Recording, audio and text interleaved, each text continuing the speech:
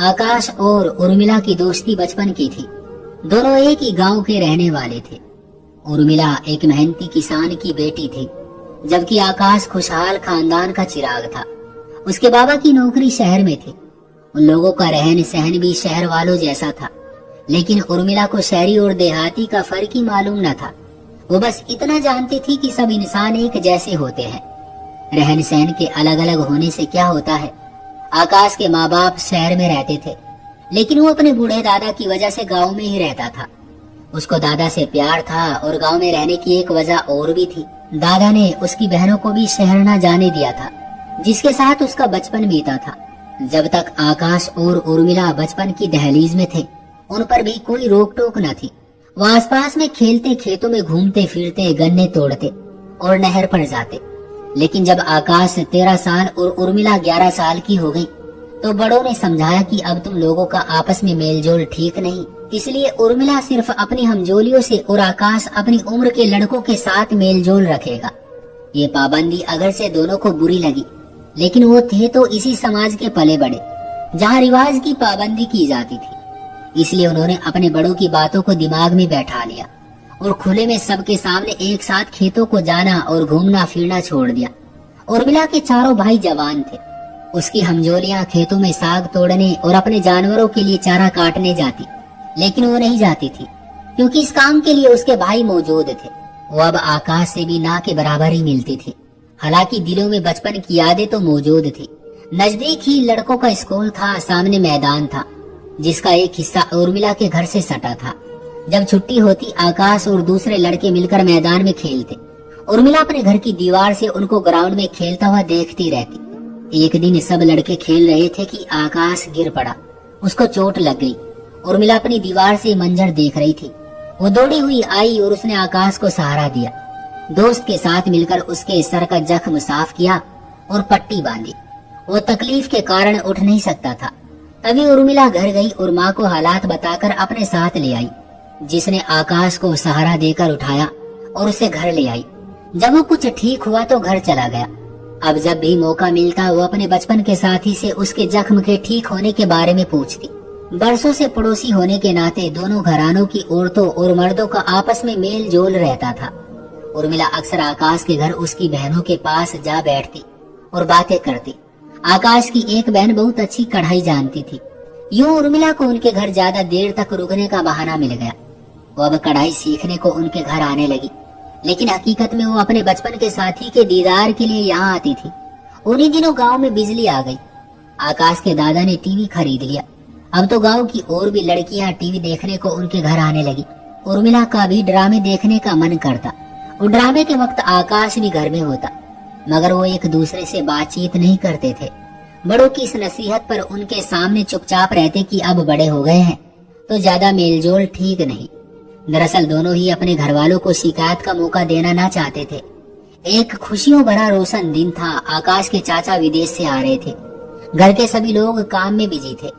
लड़कियां किचन में खाना पका रही थी, जबकि दादा और चाचा बाहर किसी काम से गए हुए थे। वो कमरे में टीवी देख रहा था कि उर्मिला आ गई। उसने आकाश को कमरे में अकेले बैठा देखा तो वापस जाने लगी।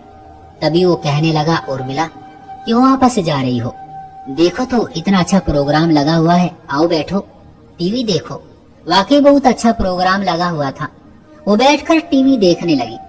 सोचा कि अभी तो कोई यहाँ नहीं है, थोड़ा सा देख लूं, चली जाऊंगी। वो शो देखने बैठ तो गई, लेकिन उसे अपने भाई नीतीश से डर लग रहा था। दरअसल सबसे बड़े भाई से उसको ज्यादा डर लगता था, क्योंकि नीतीश ही उसको किसी के घर जा बैठने से मना किया करता था। उस दिन वो देर तक बैठी टीवी देखती रही, यहाँ तक कि दादी उसको लेने आ गई। दादी को देखकर उसका दिल धड़कने लगा। क्यों आई हो दादी? ये शब्द उसके मुंह से अचानक से निकल गई। तुमको लेने आई हूँ तो यहाँ बैठी टीवी देख रही हो? कुछ भाइयों की भी फिक्र है? दादी शो बहुत अच्छा है, आओ तुम भी देखो। वो उसका बाजू पकड़कर अपने साथ बैठाने लगी। इतने में आकाश की दादी भी आ गई। कहने लगी, हाँ बहन, बच्ची सही कह रही है, प्रोग्राम तो बहुत शानदार है, जरा देर को इसे देख लेने दिया करो। बच्ची ही तो है। दोनों औरतें बातें करने लगी। उनकी बातें खत्म ना हुई पर प्रोग्राम खत्म हो गया। दादी पोती घर चली आई। दरवाजे पर उसकी चाची मिल गई। उर्मिला, तुम अब तक घर नहीं गई? जूही वो आंगन में पहुंची, उसका बड़ा भाई कमरे से निकला। पूछने लगा कि ये कहाँ गई थी और इतनी देर से कहाँ से आ रही है। मेरे साथ मेरे घर गई थी और अब मैं इसको छोड़ने खुद आ गई हूँ। चाची ने पर्दा रख लिया तो बात बन गई। आज चाची साथ न देती तो यकीनन भाई उसको मारता। उर्मिला ने सोचा और वो दिल ही दिल में चाची को शुक्रिया कहने लगी। जब तक आकाश ने मैट्रिक न किया, उर्मिला रोज ही उसको अपने घर की दीवार से देखती थी और कभी दोनों बात भी कर लेते थे। मैट्रिक के पेपर खत्म हो गए तो आकाश ने स्कूल जाना छोड़ दिया, मगर वो रोज शाम को ग्राउंड में आकर खेलता था। एक दिन वो खेलने आया तो मैदान खाली पड़ा था। वो लड़कों के इंतजार में पेड़ की छांव में बैठकर अपनी धुन में सीटी बजाने लगा।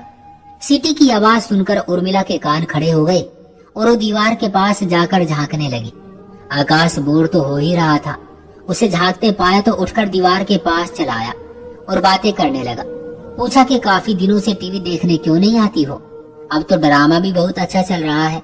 भाइयों के डर से नहीं आती, वो मना करते हैं। अभी वो बात कर ही रही थी कि उसके भाई ने बाहर से आते हुए उसको आकाश के साथ बात करते देख लिया। बड़े भाइयों से तो बहन की शिकायत न लगाई, माँ को जाकर बता दिया कि तुम अपनी लड़की को समझा लो, ये दीवार से झांककर आकाश से बातें करती है। इस पर माँ बोली, बेटा ये अपने पड़ोस के लड़के हैं और हमेशा से मैदान में क्रिकेट खेलने आते हैं। ये थक जाते हैं तो मुझसे पानी मांग लेते हैं। तब उर्मिला पानी का जग भरकर उनको दीवार से पकड़ा देती है। इसमें ऐसी कोई बुरी बात नहीं है। ठीक है, हमारे पड़ोसी हैं, लेकिन दीवार से उधर खड़े रहकर हमारी बहन से बात करने का क्या मतलब है? जब वो घर के अंदर पानी पीने आते हैं और उनको घर में आने से मना नहीं करती हूँ तो बाहर खड़े रहकर ही पानी मांग लेंगे ना। और जब उनकी गेंद उछलकर हमारे आंगन में आती है तो वो गेंद भी लेने आते हैं। उर्मिला इस वजह से दीवार के पास गई थी। माँ ने बेटे से बहाना कर दिया, मगर अब बेटी के पीछे पड़ गई। कहा कि खबरदार, जो तुमने अब कभी दीवार से सर निकाल कर किसी से बात की, अगर कभी तेरे बड़े भाइयों ने देख लिया तो याद रख कि अंजाम अच्छा नहीं होगा। इस किस्से के बाद से उर्मिला बहुत एहतियात बरतने लगी थी। अब उसका जी घबराता तो दीवार के उधर झांकने की बजाय अपनी सहेली दीपिका के घर चली जाती। दीपिका का घर उसके खेतों के पार नदी की तरफ था।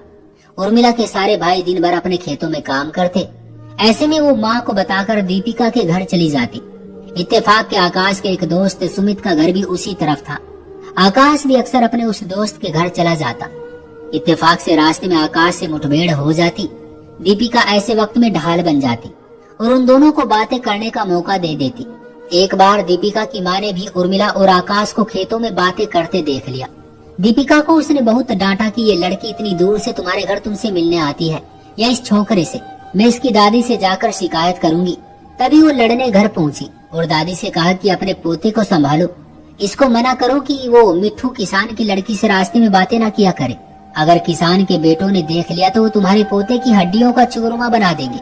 आकाश की दादी ने उस सारे मामले से अपने पति को आगाह कर दिया, क्योंकि बात मर्दों से छुपाई जाए तो आगे और ज्यादा खराबी का कारण बनती है। शुरुआत में ही पता चल जाए तो मर्द बात को संभाल लेते हैं। दादा ने सोचा कि मैट्रिक की परीक्षा तो दे चुका है, अब आकाश को उसके माँ बाप के पास शहर भिजवा देना चाहिए ताकि बात यहीं पर खत्म हो जाए। दादा ने ऐसा ही किया। पोते को कॉलेज पढ़ने के बहाने शहर भिजवाने की बात कर दी। आकाश शहर जाना न चाहता था। उसने लाख कहा कि वो गांव में ही रहकर पढ़ेगा। बुजुर्ग ने एक न सुनी। तब आकाश ने सोचा जाने से पहले उर्मिला से मिलकर उसको बता दे कि किस वजह से दादा उसको गांव से निकाल देने पर अड़े हैं। बहरहाल वो ना मिल सके और बेचारा आकाश शहर चला गया। वहाँ उसका बिल्कुल भी दिल ना लगा। रिजल्ट आया, वो पास हो गया। फिर बाप ने उसको एक अच्छे कॉलेज में दाखिला दिलवा दिया। वो कॉलेज जाता मगर बुझे दिल से। 2 माह बाद कुछ दिनों के लिए छुट्टियां हो गई। वो बहुत खुश था कि छुट्टियों में गांव जा रहा था। उधर उर्मिला भी उसको याद करती थी, लेकिन मिलने से मजबूर थी। आकाश आया तो सीधा सुमित के पास चला गया। कहने लगा, यार मेरा दिल शहर में नहीं लगता, क्या करूं? मुझे शहर पसंद नहीं, अपने गांव की जिंदगी बहुत अच्छी है। गांव पसंद है या मिट्ठू किसान की लड़की? यार गांव भी पसंद है और मिट्ठू किसान की लड़की भी, लेकिन इस बार तो उससे बात करने का मौका ही नहीं मिला। मिले बगैर जाना पड़ गया था। ये कौन सी मुश्किल बात है। उर्मिला रोजाना मेरी मौसी के घर दीपिका से मिलने आती है। अब आएगी तो तुमको बता दूंगा, तुम यहाँ आकर मिल लेना। तू आज शाम उसको बुलवा दे। मैं उसके लिए शहर से ड्राइंग कॉपी और कलर वाली पेंसिल लाया हूँ। शहर का तोहफा उसको दूंगा, क्या याद करेगी? ठीक है, मैं आज दीपिका को कहता हूँ, वो उसको घर से बुला लाएगी। जब वो ये बात कर रहे थे खेतों में सरसराहट हुई। आकाश ने गौर किया तो उसकी समझ में बात आ गई कि कोई नजदीकी खेत में मौजूद था जो उनकी बातें सुन रहा था। उसने करीब जाकर उस आदमी को देखना चाहा, मगर सुमित ने मना कर दिया। कहने लगा, तू अपने काम से काम रख और इस मामले में मत उलझ। कॉपी पेंसिलें दीपिका को दे दे, वो उसको पहुंचा देगी। देहात की लड़कियां रंगीन पेंसिलों पर मरती हैं और मेरे पास ये एक ही सेट है। दीपिका को दिया तो वही रख लेगी, मैं अपने हाथ से उर्मिला को दूंगा। अच्छा, तेरी मर्जी। मैं दीपिका को कह देता हूँ, वो मेरी खबर उर्मिला तक पहुँचा देगी। खबर तो उस तक पहुँच गई, अब तो उसको उधर आने से रोकना था। वो क्यों? तूने खेत में सरसराहट नहीं सुनी? और ये खेत का आखिरी किनारा मिट्ठू चाचा की जमीन का है। यकीनन उनका कोई बेटा इधर है।